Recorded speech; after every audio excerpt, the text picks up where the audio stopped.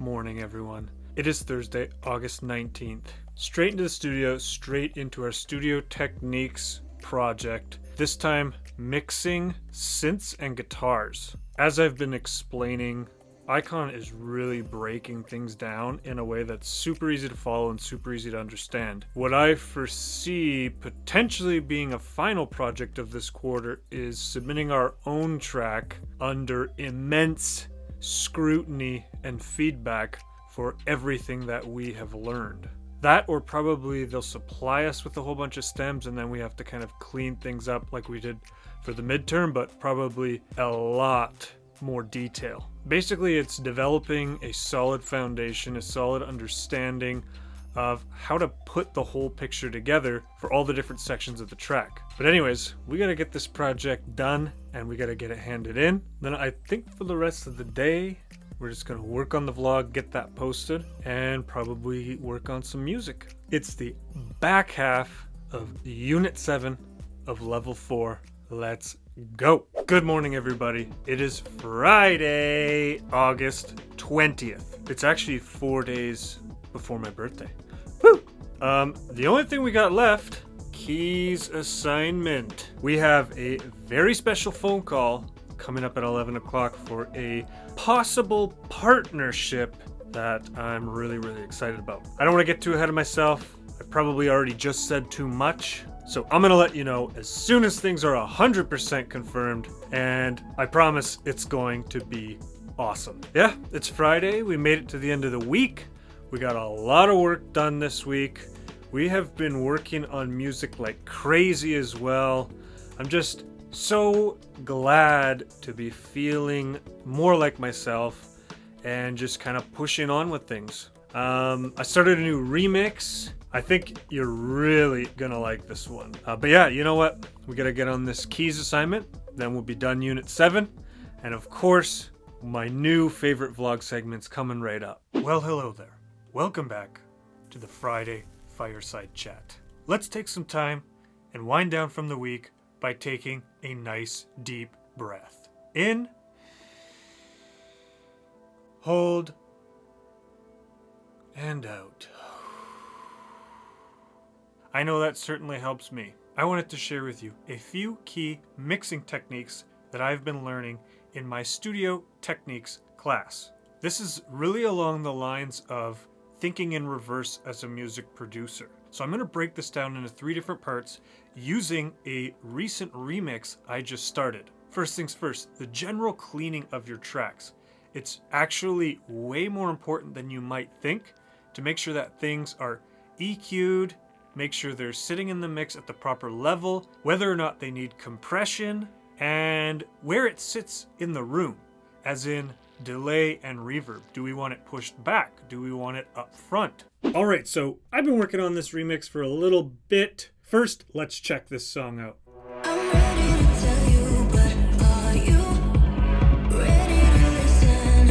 Are you going to judge me, or are you feeling the same as I do?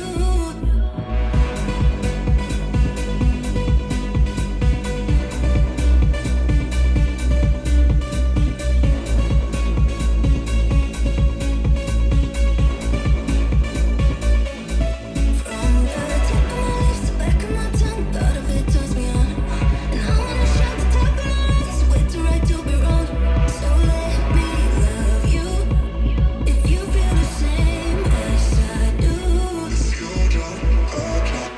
We are talking about cleaning up your tracks. So this might seem quite simple, but I feel like it's missed quite a bit. Now, I sound designed all of these sounds myself. So the way that they sound is how I want it to be already, meaning I don't really need any sort of EQ to push the sounds harder in certain frequencies. So what I have here are different clean up tools to make sure that what I want standing out in my track is the focal point. So as you can see here, we have some pads.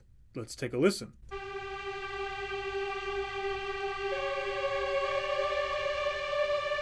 So if you come down here, you can see that I have EQ'd quite a bit out of this. This is a very atmospheric, wider pad, and it's just to kind of give it a little bit more energy as the drop flows. You'll notice I also removed quite a bit of the high end. There's a lot of sizzle and white noise and just a lot of almost unnecessary stuff in the 10,000 hertz and above frequencies. And so that just cleans up this sound really, really nicely. Let me show you with this EQ and without.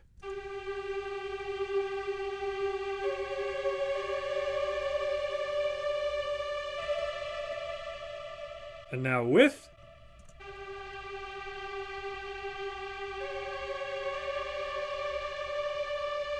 With no EQ, yes, the sound is fuller, but from an entire mix perspective, what I want this specific sound to do, EQing it this way enables it to do that. The only other thing I could do is add a little bit of compression to give that sound a little bit more presence. And then you would just go through all your other tracks and clean them up just the same. Remember, the key here is how they sound in the mix. The second thing we're going to go over is making EQ cuts to make room for other things. Let's say, for example, you got this nice, powerful lead, but you got this vocal that's coming in and it's kind of clashing in certain frequencies. So you're going to want to make EQ cuts in order for that vocal to have room to breathe in your track. So as I said, it's important to cut from other areas of the track to make room for what's most important. In this track, as you heard, there is a vocal.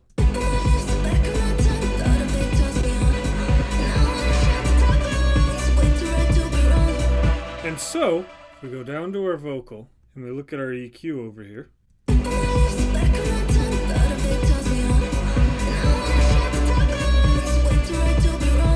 those frequencies up and around the 2 to 5 kilohertz, the 2,000 to 5,000 hertz area is where you're hearing the vocal the most. Coming back to my lead here,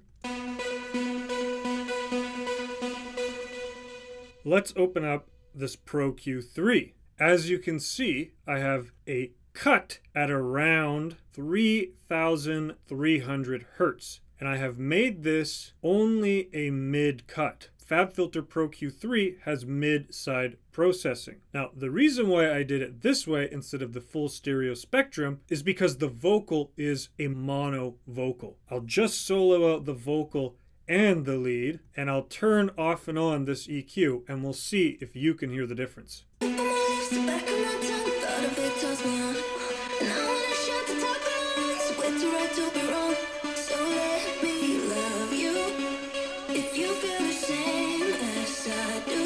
Now, it might be a little bit difficult for you to pick out, but what I'm hearing is literally exactly what I described this EQ is doing.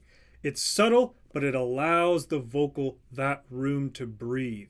And finally, lowering the gain of other things to make room for the most important elements in your track. So if you have a lead and it's struggling to breathe because you've got pads and piano and all these other things, well, that comes back to mixing and the order of importance in your track. Rather than slapping on an EQ and boosting a whole bunch of different frequencies, well, how about just lowering everything else around that? My mid bass is a very, very good example of lowering the gain on something in order to allow other elements, other really important elements to shine through.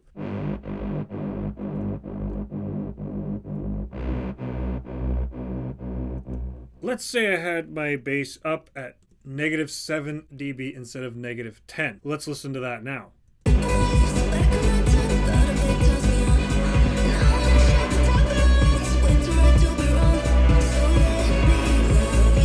I want this bass present in the mix, but it should not be overpowering the kick, and especially should not be overpowering the vocal.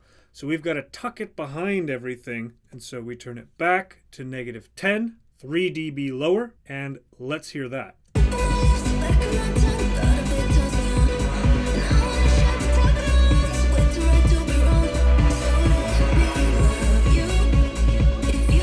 And so turning things down rather than boosting the vocal or the lead is a better mixing technique. That way as well, the most important elements of the track stay the loudest. So how about that? A nice mini mixing tutorial on how to get things sounding nice and clean, which means they're occupying their respective frequency spaces, as well as making EQ cuts to make room for your most important elements, followed by decreasing the gain around your most important elements instead of turning those elements up. The thing that I noticed about myself the most in learning this stuff is I get lazy as the track goes on. This falls back to the discussions I've been having with my mentor this quarter about creating a repeatable workflow in order to be more efficient at making music. I don't want to have to be going backwards all the time fixing things, because that is such a time waster, and as you know, time is the killer of motivation, intuition, and inspiration. So, I hope you learned something today. If you have any questions, leave them down below and I'll get back to them as soon as possible. Good morning, everybody. It is Saturday, August 21st.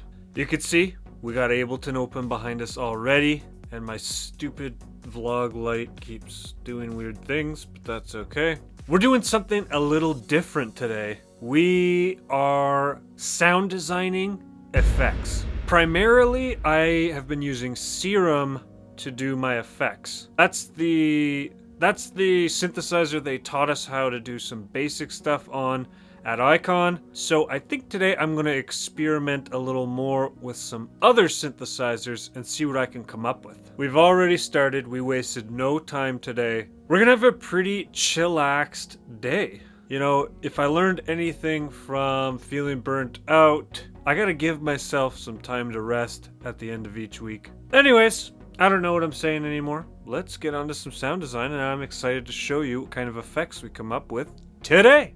Welcome back to Sound Design Saturday. And like I said, we did something quite different today. We made effects. Personally, I am a big fan of your basic white noise up sweeps, down sweeps. I don't really like to get all that crazy with it. That being said, we did create some pretty unique riser effects.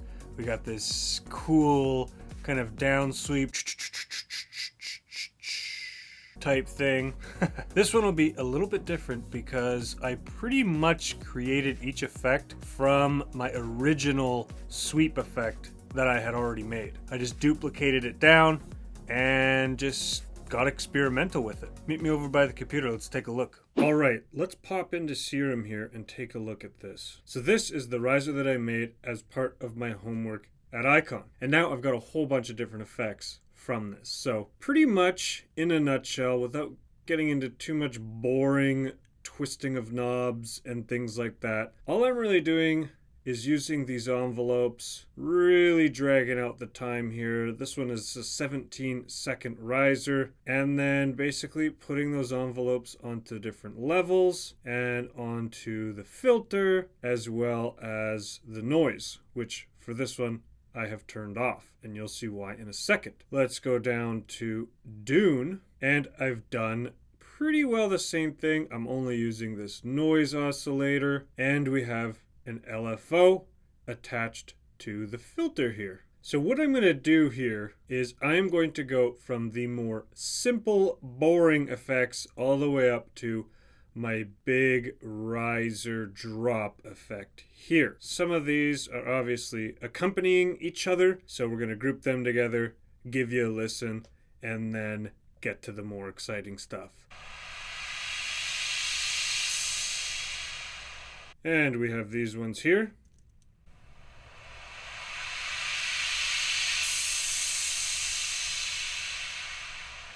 And now let's check these ones out.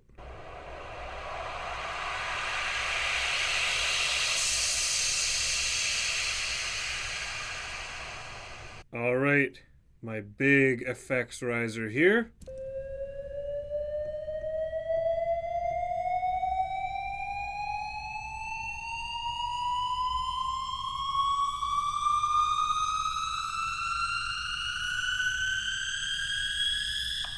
Lots of energy with that one. And then we have these effects right here.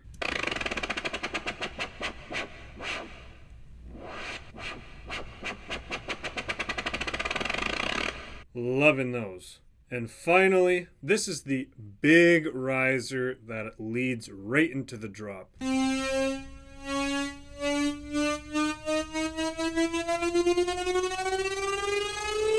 Some pretty simple and basic effects there.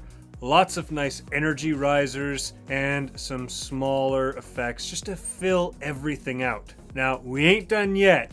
Let me show you something. We're going to take all these freeze tracks, flatten tracks. Yes, there we go. So as you can see, that just bounced all of my effects to audio. And since these are custom made effects, guess what? It means I can give them away. Comment below, shoot me a message on Instagram. If you want these effects, you can have them. All right, a full Sound Design Saturday, all on effects. That is it for Sound Design Saturday today.